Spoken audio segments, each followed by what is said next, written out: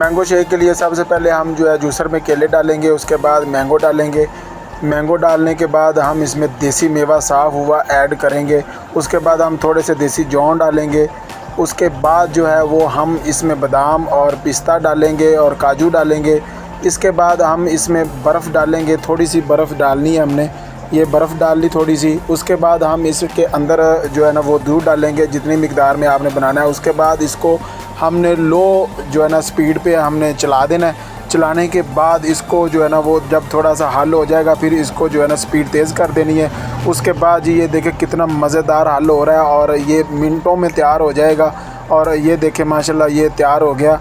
अब हम जो है ना वो इसको ग्लास के अंदर डाल लेंगे और ग्लास के अंदर डालने के बाद इसके अंदर हम एक रखेंगे स्ट्रॉ और इसको पिएंगे। आप भी पिएं और बहुत ही मज़े का मैंगो शेक है, आप भी पिएं और घर वालों को भी पिलाएं। चैनल को सब्सक्राइब कर दें, वीडियो को लाइक कर दें। जज़ाकल्लाह, शुक्रिया।